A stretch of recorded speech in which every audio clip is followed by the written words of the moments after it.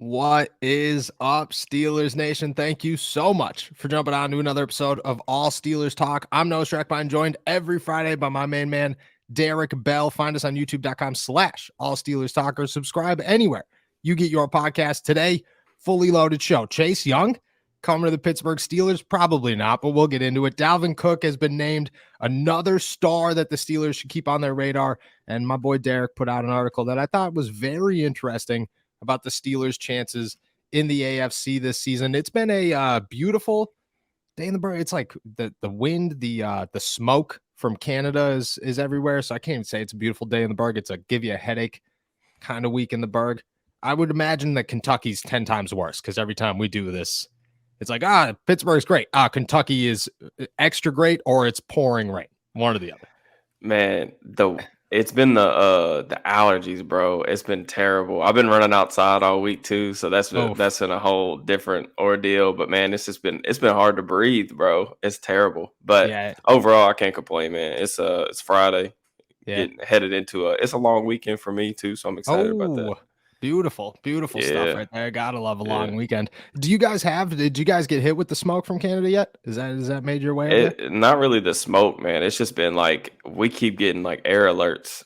You definitely feel it. You definitely feel it when you're out there running. So I was laughing. I had no idea this stuff was going on, which thoughts and prayers to everybody up there, but and who's been affected by it. But in Pittsburgh, you get an air quality alert every like 4 days. It's like it's like you shouldn't go outside because this place used to be a giant steel mill and we're still dealing with the effects. So I was like, it's whatever. I went for a couple of runs. I was like, I really can't breathe out here. This is wild. But yeah, again, T's and P's to everybody up there dealing with this. It is a beautiful week here in the Burgh. Enjoy the long weekend. Let's get into some Pittsburgh Steelers football. Chase Young, who has not been entered the trading block yet, I guess. The Commanders have given no indication that they're trying to get rid of this guy outside of declining his fifth-year option, which immediately sparks reports and speculation, obviously. To betonline.ag, the Steelers have the fifth best odds to go out and trade for the Commanders' former second overall pick. I mean, I have to ask you this, even though I know the response. Is there any slight possibility that the Steelers land Chase Young?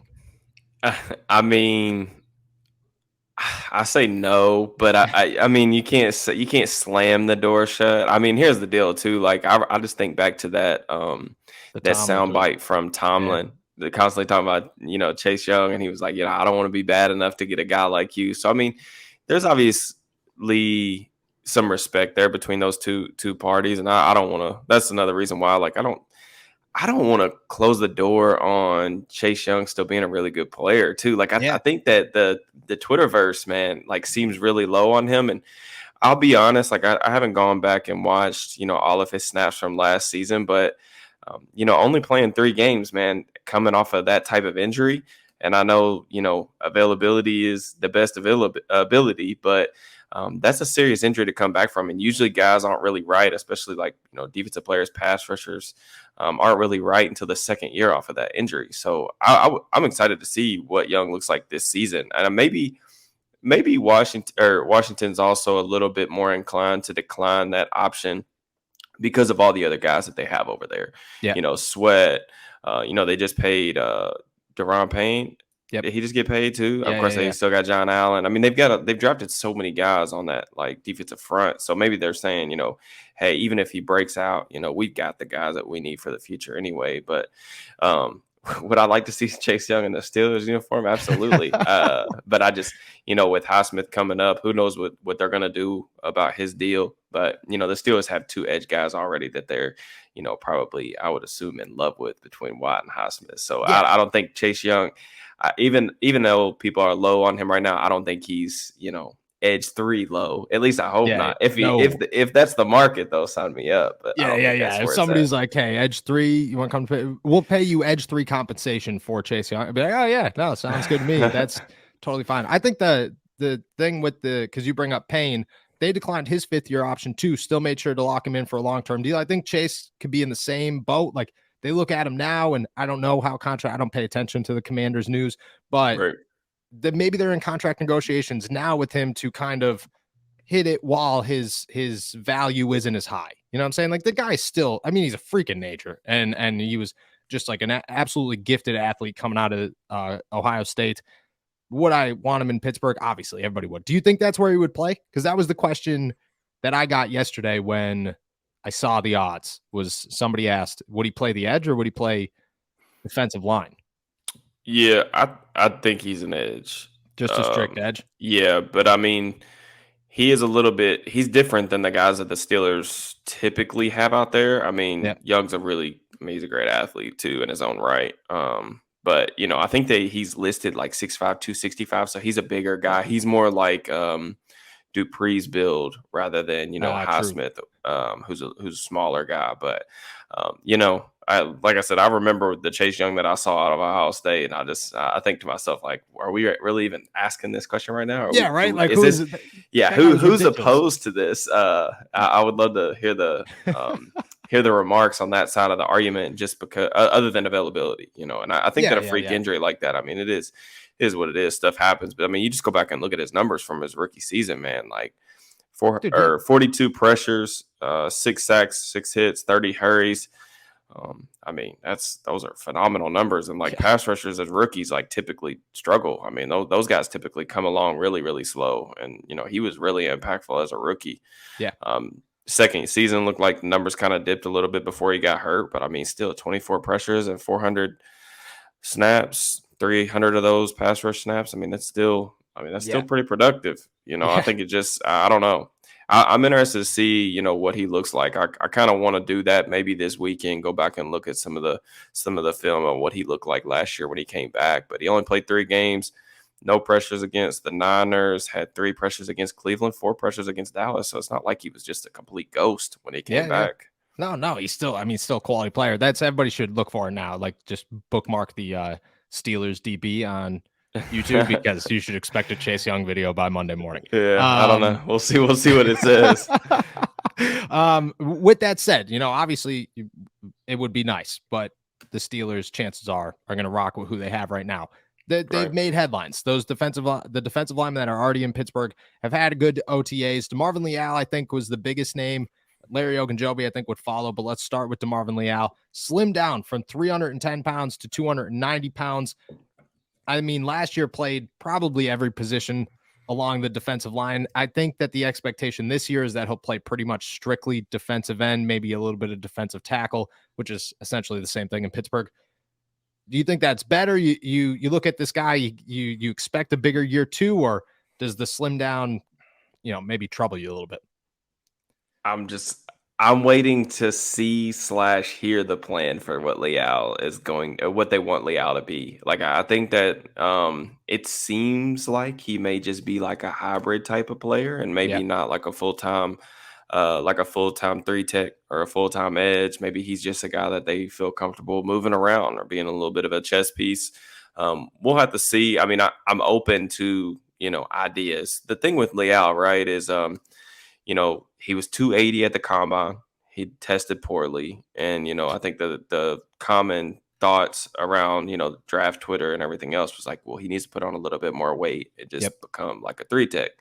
And that was fine. I think that was the best case scenario for him developing into a full-time player, because he's not explosive enough or athletic enough to really play like edge, especially like 3-4 outside linebacker full-time. Like, you just look at the testing numbers, they're just not in his favor. I mean, he ran a 5-second 40-yard dash, a 1.74 10-yard split, 28 in the vert, 106 in the broad. I mean, those for edge, like, that's just not typical numbers that you're going to see from like a starter.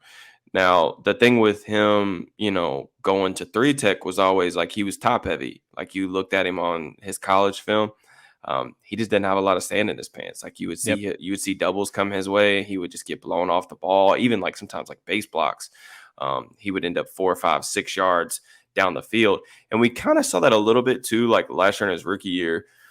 He was a solid run defender as an edge rusher. He made some really nice plays, I thought, setting the edge. But he was playing at 300-something pounds. Like, there are no 300-pound edge rushers in the NFL. No. So he was better as a run defender out there on the edge. But the problem is, like, as a pass rusher, he's not explosive enough to really threaten like how athletic NFL tackles are. off the edge. So it's difficult, man. I'm interested to see what the plan is with him. I'm not giving up on him by any means. I don't know. I want to see it, Yeah. No, I feel you. I want him to move inside pretty strictly. Like I think that's the best opportunity for him. I don't like hybrid players at all. I just think that in the NFL, if you have more than one position, really, you don't really have a position, and that That's tends to how a hurt lot. guys. That's how a lot of guys do end up though. If like you're saying, like they get caught in that tweener mode, and Yeah. it really requires like those type of players. Not to cut you off, but like those type Yeah. of players really require really cognizant and focused and detailed coaching staff to put them in best positions to play. Yeah. Like I look at guys like there are examples of guys that are like that in that tweener mold that I really like. But there's probably a lot more of them that just don't pan out, like you're saying. Like Yeah. one of the guys that I really like is Arden Key. I feel like I've talked about him a lot on social media, True. but Arden Key, a thinner guy, but he's an edge rusher. But really, where he's best is like sub package football, third downs. They'll put him over guards, and he works guys inside on the interior, even though he's only like 250 pounds. But he could never survive inside, like on first and second down, because he's not big enough. He's not strong enough. But like it requires a coaching staff to really believe in that vision and set out a vision for how they're going to use those players. And I'm not saying that Pittsburgh can't do that. It's just we got to see it. He has to develop some type of calling card. Even when he got the chance to rush the passer, whether it be inside or outside last season, he really wasn't that effective. So like in order for him to even be what I would call like a plus hybrid player, he's going to have to be an impactful pass rusher. Yeah, exactly. And I don't think that at least right now he's not, especially if the edge he's not. And I think that's what concerns me is like, if he was like this freak athlete and you looked at him and you were just like, this guy is so explosive that it's hard to say that he shouldn't be outside, then you move him outside. But it's not like, that's not the case with him. Like you look at him, you say he's got the build of a defensive tackle or a defensive end, excuse me, but he played a little bit outside in college. And that's why we've labeled him as this hybrid, where I just think if you just said, here it is, they have Nick Herbig, they have Marcus Golden now. I guess if they keep Quincy Roche, they have Quincy Roche. Like they have options on the outside behind Alex Highsmith and TJ Watt. There's no need to kind of press DeMarvin Leal and force him into something that maybe he's not going to be good at. Whereas instead, don't waste year 2 of this guy before you make that decision. Just stick him behind Larry Ogunjobi, let him learn. They don't have anybody behind Larry Ogunjobi as it is. I think that's the other thing is you look at outside linebacker and the Steelers are pretty good right now. Whereas you look at their defensive line, Isaiah Loudermilk didn't impress anybody last season, so you can't expect him to do that this year. There's nobody else. Like Armon Watts, is that who you're banking on? Like maybe, I guess, Braden Fajoko, probably just a nose tackle. Let DeMarvin Leal be that quality backup defensive end. And I think that just makes everything so much better. And I honestly, there's a part of me that believes that that's going to happen. Like by the end of training camp, we're going to get a feel that that's where he's going to be, just because I don't know. Like I think that Nick Herbig's going to impress and Marcus Golden's going to impress. And there's just really no room for him out there. Do you think 290 is a concerning number to be at, a concerning weight to be at on the inside? I don't know what Larry Ogunjobi's at. No, I think 290 is fine. I mean, I even thought that if he could maintain his explosiveness at 300, like that's fine too. Yeah. I mean, there are no 300-pound edge rushers. That's the thing. No. Like if he really was, and I mean, it sounds like he was playing 300 pounds last year. Like props to him, but there's nobody in the NFL that's doing that. I mean, you just can't. Nobody's going to carry the weight that you have to carry at that position. So, I mean, I just keep thinking back to like the guy that I saw at A&M, and I'm really. I don't know. I think that he's a better pass rusher than he showed last season. I mean, and I even think like going back and watching some of his preseason tape, like when I watched him, I remember there was a rep against the Seahawks where he hit somebody with a cross chop. And, that was like one of his go-to moves at A&M. And I'm like, okay, like this dude by the end of the season, like he is going to get on the field because he can rush the passer. And then when we saw him and again, this is in limited time, but like we saw him get in the game in the regular season, get a couple opportunities. It was like that pass rushing bag that he had in college. It wasn't there. He didn't have a pass rush plan, didn't have any counters. I don't know. Didn't look like the same type of player. And maybe that was, playing banged up. I know he missed a little bit of time with an could be injury banged up. maybe in the middle of the season. Maybe he wasn't Yeah. fully healthy. Maybe, and also too, this is something we talk a lot about come draft time, but everybody kind of always says like, oh, well, like when they get in the NFL, they'll put weight on him and he'll be better. He'll be stronger. He'll be better. That's not really how it works. Like you got to think about body composition, and you throw in, even let's just say he was playing at 310. Mm-hmm. That's 30 pounds, bro, from what he was at the combine. Yep. You're talking about a 9-month transition where you're going to put on 30 pounds. To put on 30 pounds of good weight, even with NFL like training programs, that's still a lot, man. Like they can tinker with guys' weight, and it's nothing for them to go, for bigger guys like that to probably go like 10, 15 pounds, but even 30 pounds, but that's a lot of weight. Dude, that's a lot of weight. Go gain 30 pounds and try to go run at the same speed. And and that's the thing. Like, can you maintain that type of explosiveness? Can you maintain that twitch at 300 pounds? That was what we kept asking this time, like last year when we were talking about Leal, like how quickly is he going to get on the field? What type of contributions can he make as a rookie? And it was that was my thing. It's like, I want to see how he moves at 300 pounds. I thought that he carried that fairly well in the preseason, but again, what was he in the preseason? Like, was he 290? Was he 310? Like, I don't know. It's difficult to say, but he's definitely a guy that I think all of Steelers fans and everybody in Pittsburgh is going to be really, really watching heavily during those 3 preseason games. Because year 2, Tomlin talks about that leap. We need to see a leap from DeMarvin Leal. Yeah, I agree. The leap will be huge. The other guy on the defensive line that I want to touch on real quick is Larry Ogunjobi. He looks like he's slimmed down. Full year, I think that was the biggest thing, is he's finally got an off season. Do you expect, because that's a guy that we've praised him, we've also criticized him, we've also, there's been moments where we said, yeah, this guy doesn't really play every single down. He didn't practice. He might have practiced 4 times last season because of a toe injury that didn't keep him out 1 week, which, I'll shout out. I like Larry O. Looks like he slimmed down this season. DeMarvin called him Scary Larry. You expect a full offseason? Like, is that a guy who could be what he was in Cincinnati in a year? You have those expectations for him? Yeah, I'll be honest. I was surprised a little bit that Ogunjobi got a 3-year deal from the Steelers after what we saw last year. And it's not that he was bad. It's just, he was solid. I just didn't anticipate him getting the type of money or length of contract that he got. Yep, agreed. But with that being said, man, I think that Ogunjobi is a really interesting player because to me, when I've watched him over the years, and obviously I didn't watch every single game he played in Cleveland or Cincinnati, but when I would study him, leading up to Steelers games, I just always felt like he was a player that was hot and cold. Yep. And that's not necessarily, there's a lot of guys in the NFL like that, starters, impact type players that can run hot and cold. And I don't even want to say that it's his motor or anything like that. I just think like his effectiveness just kind of goes up and down. And part of that is, health. He wasn't healthy this time last year. He's saying he's healthy now. We'll just have to see. Like you said, he literally did not practice last year. Like just didn't practice.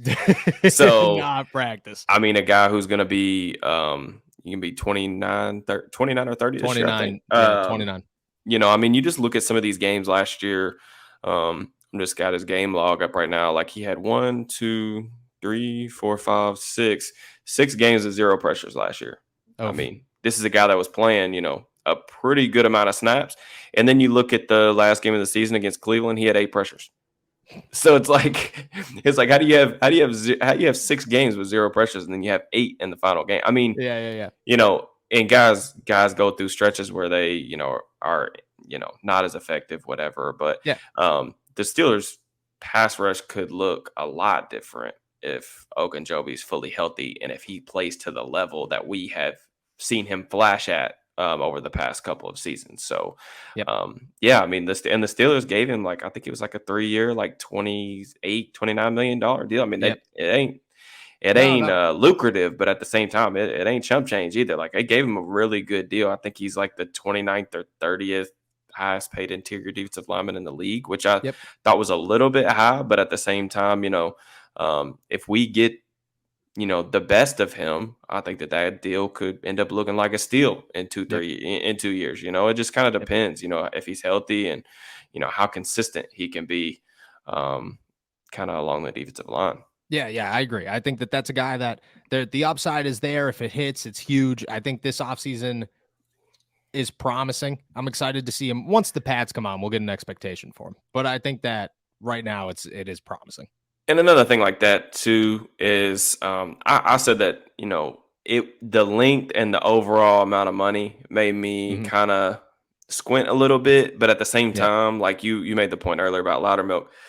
I mean, what were they going to do? Yeah, they had no other option. Yeah, I mean, there was nobody like Leal. You couldn't realistically say we can feel comfortable with letting him walk in free agency, because then you'd be backing yourself into a corner come draft time. Like you'd be in a worse spot than you were last year. Yeah, and you couldn't really do that without backing yourself into a corner. So I don't think that they had anybody on the roster ready to kind of take that role, even if I do think, the contract was, a little bit steep. But, Keanu Benton too, like I know that, it sounds like he's probably going to get, I mean, you've seen it, firsthand. I'm thinking that he probably gets some time at nose tackle this year. Yeah.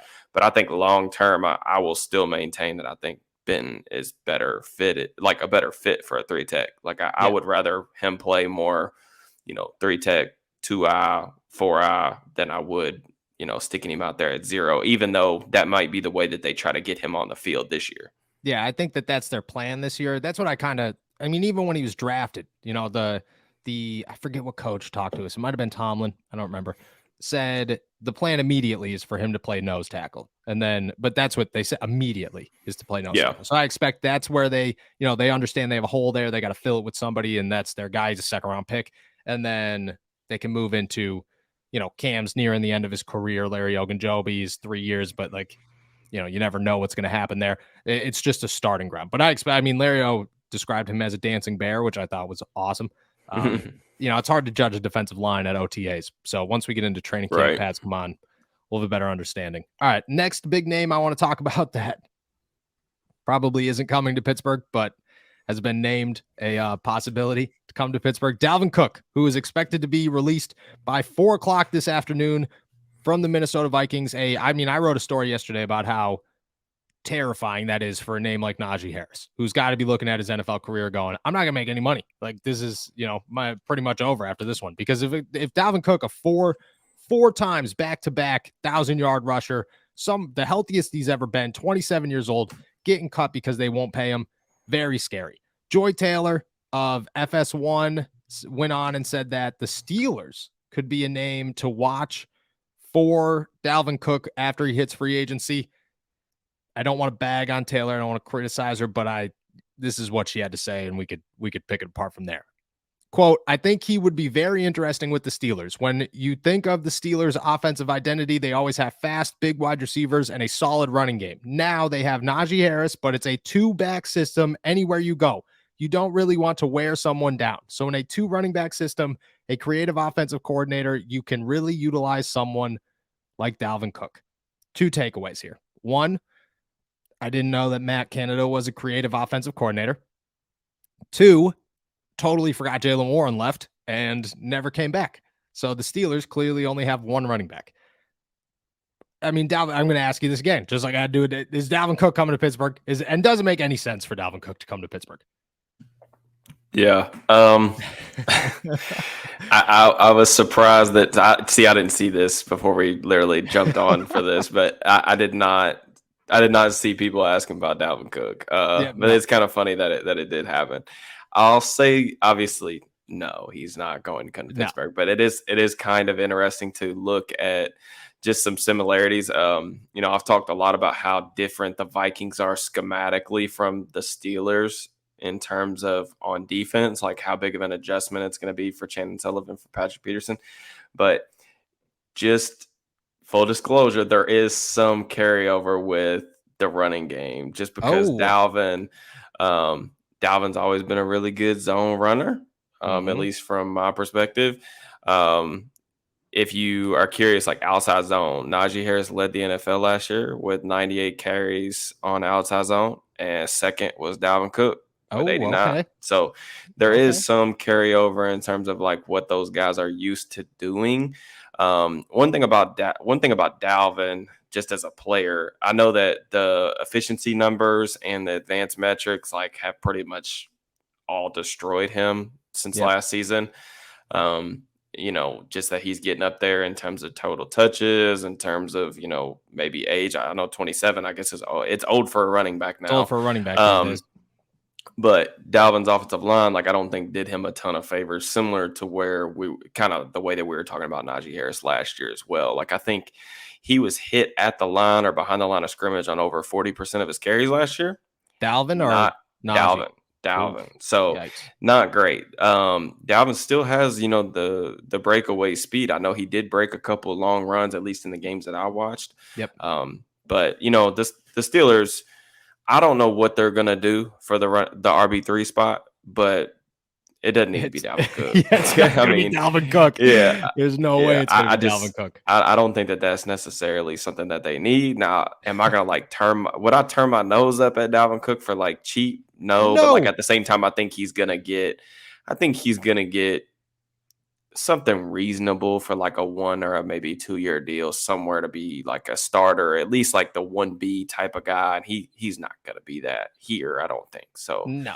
The Steelers don't have, first off, the Steelers have no cap space left. So they'd have to create cap space for a running back 3. You essentially at that point, just tell Najee Harris, see you later, buddy. Like, you're not getting another contract. It's all over.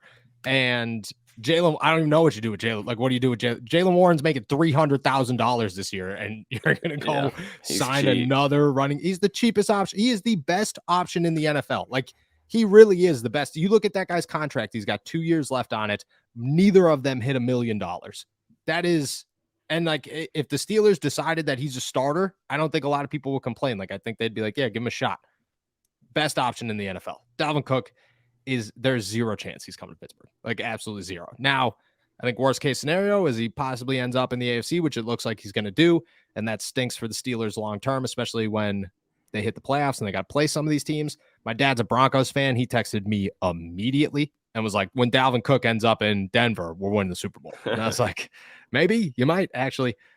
That being said, to transition into, actual Steelers news here. Jaylen Warren talked about how they're already working on him and Najee getting on the field together in 2 running back sets. You had a field day with that one on Twitter saying, oh, yeah, it's a little early for these 2 running back set talk, blah, blah, blah. I thought it would be earlier or later than last year. Do you expect a change, or you just, or do you really laugh it off and just say this is not going to happen? It's funny to me because we talk about some of the same stuff every offseason. It just always kills me. Like, I think I'm going to, in the next couple of weeks, put together like a bingo card for Steelers offseason talking points. And it's like, we hit another one. I think it was my guy Nick was talking about a day or two ago, was talking about they were talking about the increase in play action. And I was like, oh yeah, there we go. On his takeaways. Yeah, mark another one off on the Steelers bingo. It's just like the same things that we talk about every offseason. I feel like increased play action, increased motion, the 2 running back or pony sets. It's like work over the middle of the field, wild card. They sometimes it just depends on when they get talked about, but they always get talked about this time of the year, and it's just funny to me. I mean, they did do a little bit of it down the stretch. I mean, I remember one play where they had Jaylen split out wide. I think they gave him a jet sweep, but it's just, I don't think that the 2 back sets are going to be something that's going to be like a major component of the offense. I mean, I don't know anyone in the NFL that's really using them a ton like that. Mm-hmm.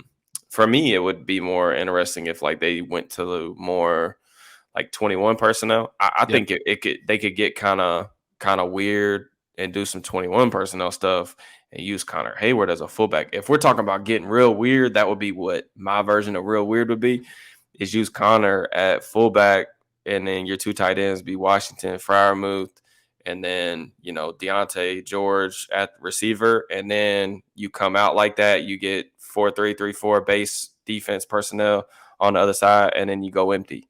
Yep. And because that's the thing, like, you can put Freiermuth, obviously, basically a slot receiver, but you can split. You can keep either Hayward or Washington in line, or put one or the other in the slot, and then you can go empty, and then you're going to get favorable matchups with one of your tight ends on a linebacker or a safety. So Yep.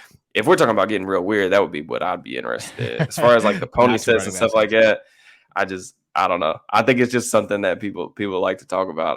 I don't really know why. If somebody knows why, they can drop a comment. But people do. They just want the star power. You know what I mean? Everybody wants the star power on the field, which is, you know, something good to have. What do you think is not a realistic number? What is, if you were utilizing the Steelers offense, if you were calling the plays, what would your split be between Najee Harris and Jaylen Warren?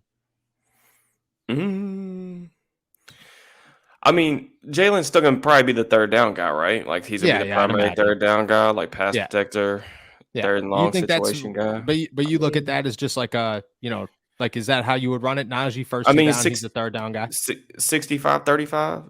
Yeah, I feel something like that's like the that. number. I mean, I think that is realistic. I mean, you can give Jaylen like every third series, and then he plays, you know, he plays in third and long situations, and then Naj gets the goal line work. I mean, I think that's a pretty solid split. I mean, you talked a little bit about you know, Najee and just running backs in general, like the shelf life for them. I mean, those guys, they're in a really difficult situation, right? Like teams aren't really wanting to pick those guys in the first round anymore. Yep, it's not smart. Like even the good running backs, like, you know, your Dalvin Cooks, your Zeke Elliott's, like, it's not smart to get those guys to your second contracts, because, you know, by the time they're in year 2 of the contract, they're getting released and cut. Yep. So it's difficult because these teams, they just wear them down, and then their rookie deal's up, and they are forced to go elsewhere and play for, you know, pennies on the dollar. Yep. So they're in a difficult spot. But, you know, maybe I actually wrote about this in my running back preview.